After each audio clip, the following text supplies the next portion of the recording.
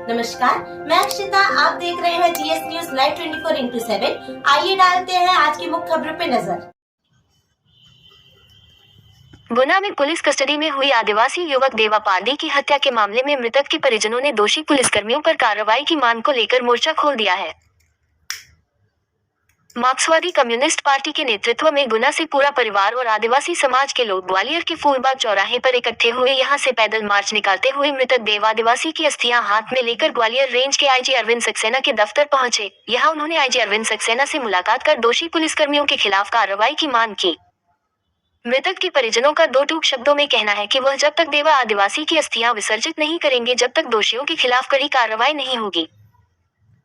उनका कहना है कि अब तक दोषी पुलिसकर्मियों को न ही सस्पेंड किया गया है और न उनके विरुद्ध कोई कार्रवाई की गई है, इसीलिए मजबूरन ग्वालियर में देवा की अस्थियों के साथ आईजी ग्वालियर रेंज से मुलाकात कर दोषियों के विरुद्ध कार्रवाई की मांग कर रही है। मृतक के परिजनों का कहना है कि देवा हल्दी लगा हुआ दूल्हा बना घर में बैठा हुआ था। अचानक पुलिस की गाड़ियां आए और देवा और उसके चाचा को उठाकर ले गई। उसके बाद देव की डेड बॉडी ही उन्हें मिली, इसलिए ठान लिया है कि जब तक दोषी पुलिसकर्मी सलाखों के पीछे नहीं हो जाते तब तक वह अस्थियां विसर्जित नहीं करेंगे। इस मामले में ग्वालियर रेंज के आईजी अरविंद सक्सेना ने मृतक के परिजनों को जांच कर उचित कार्रवाई का आश्वासन दिया है। देखिए, ये गुना जिले के बमोरी तहसील है, वहाँ कनेरी गांव है, वहाँ पे पारदी समुदाय के लोग रहते हैं। 13 जुलाई को पुलिस जाती है वहाँ पर और उनको देवा पारदी को जब उसकी हल्दी लग रही होती है, अगले दिन 14 तारीख को उसकी शादी होनी होती है और उसको पकड़ के ले जाती है पुलिस। और पुलिस पकड़ के ले जाती है। घर वाले जब जाते हैं थाने में तो उनसे 5 लाख रुपए की डिमांड की जाती है। वो गरीब लोग 5 लाख रुपए नहीं दे पाते और उसके बाद रात भर उसकी पिटाई की जाती है, बुरी तरह प्रताड़ित किया जाता है, जिसकी वजह से उसकी मौत हो जाती है। और सुबह पुलिस अधीक्षक जो है इस परिवार से माफ़ी मांगने की बजाय ये कहते हैं कि उसकी हार्ट अटैक से मौत हुई है, जबकि उसके पूरे शरीर में चोटों के निशान हैं। ये घटना ऐसी है कि इसके बाद पुलिस जो है, पुलिस और यहाँ पर जितने भी राजनेता हैं जो वोट मांगने के लिए अभी 2 महीने पहले वहाँ तक गए थे, ज्योतिरादित्य सिंधिया जी का इलाका है, एक व्यक्ति वहाँ पर मातम पुरसी के लिए नहीं गया। ये असंवेदनशीलता नेताओं की और प्रशासन की जो चल रही है, इसके खिलाफ हम लोग यहाँ पर आईजी महोदय के यहाँ प्रदर्शन करने के लिए आए हुए थे और ये कहने के लिए आए हुए थे कि भारतीय जनता पार्टी के राज में जो पुलिस थानों के अंदर अगर जो जन सेवा और देशभक्ति के लिए बने हुए हैं, उन थानों में अगर इस तरीके से हत्याएँ अगर होने लगेंगी तो फिर जो है जनता का न्याय पे से और पुलिस पे से भरोसा उठ जाएगा। इसकी मांग करने के लिए हम लोग आईजी साहब के पास आए हुए हैं। आईजी साहब ने हमें आश्वासन तो दिया है, लेकिन हमें कहते हैं आश्वासन और अमल में बहुत अंतर होता है। अभी आश्वासन मिला है, हम 7 दिन के लिए आश्वासन पे हम वापस जा रहे हैं, लेकिन उसके बाद जो है हम बैठेंगे नहीं, चुप नहीं बैठेंगे और भोपाल से लेकर दिल्ली तक आंदोलन करते रहेंगे। जरूरत पड़ी तो मुख्यमंत्री के गृह जिले उज्जैन में भी जाएंगे, लेकिन जब तक इसको न्याय नहीं मिल जाता तब तक हम लोग आंदोलन करते रहेंगे। निश्चित रूप से ये बहुत बड़ी एक घटना है कि जब ये लोग यहाँ पर आ रहे थे तो 80 लोगों को 2 ट्रैक्टरों में जो भर के आ रहे थे, उनको वापस पुलिस ने कब्जा कर लिया, उन ट्रैक्टरों को कैप्चर करके, और उनको फिर वापस लेके गए गांव में, और गांव में पुलिस ने पहरा बैठा दिया और कोई जाएगा नहीं और उनको रोका गया। यहाँ पर भी रोका गया, ग्वालियर में रोका गया। वो तो हम लोगों ने मतलब जैसे तैसे करके इतने लोगों को यहाँ पर तक लाभ आए, वरना वो लाभ जनता के बीच में वो आने नहीं देना चाहते इस तरीके से कृत्यों को। किस केस में बंद किया था, कुछ पता है? पुलिस तो ये कह रही है कि चोरी के केस में बंद किया था। हमने कही कि वो चोरी नहीं, वो तो महाचोरी के केस में बंद हुआ। लेकिन पुलिस कौन होती है? जल्लाद का रूप तो पुलिस नहीं हो सकती ना कि फांसी पे लटका दे। ये तो अस्थियां वगैरह लेकर आए थे। परिजन लोग अभी उन अस्थियों को लेकर आए हुए हैं। उन्होंने कहा कि जब तक दोषियों के खिलाफ कार्रवाई नहीं होगी तब तक हम इस अस्थियों को विसर्जित नहीं करेंगे, और ऐसे ले लेके हम जो है हर दरवाजे पे जाएंगे, जो कानून के और न्याय के दरवाजे हैं वहाँ तक हम लोग जाएंगे। ये मार्क्सवादी कम्युनिस्ट पार्टी ऑफ इंडिया है और उसके कुछ प्रतिनिधिगण, इसके अतिरिक्त जो धरनादा के बीलाखेड़ी गांव है उसकी कुछ पारदी समुदाय की महिलाएं आज आई थीं और उन्होंने ज्ञापन मुझे दिया है।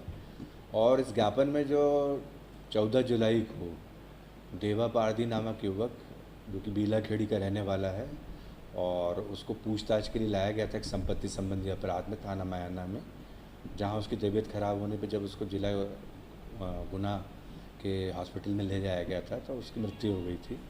तो उसके संबंध में उनका 4 बिंदुओं का ज्ञापन मुझे सौंपा गया है, जिसके विषय में उनको बताया गया कि चूँकि इसमें 14 जुलाई की डेथ के बाद ही हम लोगों ने रिक्वेस्ट की थी जो है डीजे साहब से, तो उसके बेस पे जुडिशियल इंक्वायरी ऑर्डर हो चुकी थी और देवा पारदी की लाश का जो पंचायतनामा है वो जुडिशल मजिस्ट्रेट साहब के द्वारा बनाया गया है। इसके अतिरिक्त जो पोस्टमार्टम भी है डॉक्टरों की पैनल के द्वारा किया गया है। और जुडिशल इंक्वायरी एक बड़ी डिटेल्ड प्रोसेस होती है, तो उसके तहत उनके पक्ष को पूर्ण रूप से सुना जाएगा। जैसा कि उन्होंने कुछ बिंदु मेरे समक्ष प्रस्तुत किए थे कि किन परिस्थितियों में देवा को लाया गया था, किस तरीके से पूछताछ की गई, तो मैंने बताया कि ये सारे पक्ष को उनको जुडिशल इंक्वायरी के तहत रखना है। और इसके अतिरिक्त जहाँ तक हमारे यहाँ के एविडेंस का प्रश्न है, तो मैंने उनको बहुत इस चीज़ में स्पष्ट कर दिया कि जिस फॉर्म में एविडेंस उस दिन था उसी फॉर्म में जो एविडेंस और हमारा पक्ष प्रस्तुत होगा। और इसके अतिरिक्त कुछ और उन्होंने बिंदु रखे थे जिसमें उन्होंने बताया था कि कुछ उनके यहाँ बच्चे रहते हैं, उनको भी जो है कई बार पुलिस ले आती है। तो मैंने स्पष्ट किया था कि जो जुवेनाइल जस्टिस एक्ट वगैरह के प्रावधान हैं उसमें बहुत स्पष्टता है कि हमको बच्चों के साथ पूछताछ नहीं करनी है, और इसका पालन सामान्यतः हमारे अधिकारी करते हैं।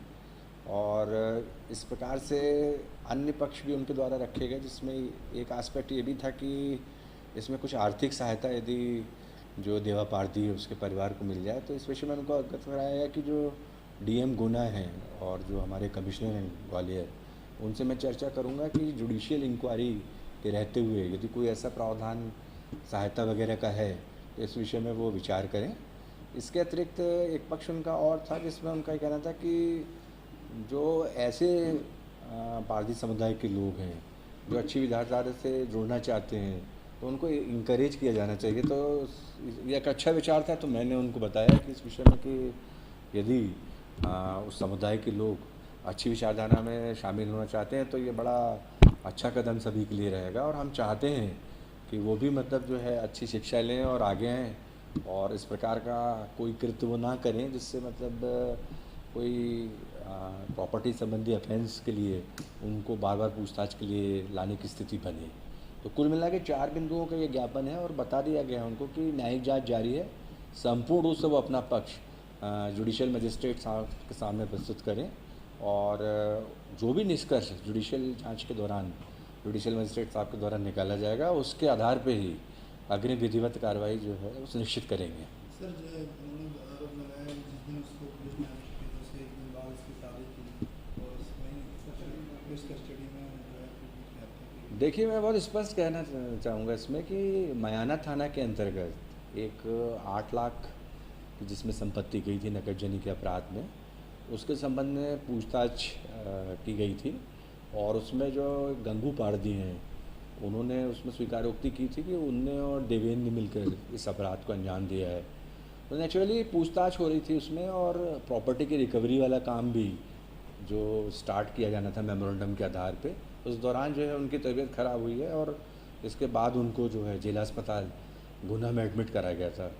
तो वहाँ मैंने बहुत स्पष्ट किया उनको कि चूँकि अब ये कस्टोडियल डेथ है, इसमें जुडिशियल इंक्वायरी ऑर्डर हो चुकी है, तो आपको जैसे स्टेटमेंट्स इसमें एक्सप्लेन करने हैं तो उसके लिए बिल्कुल वो स्वतंत्र हैं और उनके लिए पूरा हम स्वतंत्र वातावरण रखेंगे कि वो अपना पक्ष पूर्ण रूप से न्यायिक मजिस्ट्रेट साहब के सामने स्वतंत्रतापूर्वक रख पाएँ, इसमें कहीं वो बाधित नहीं होंगे।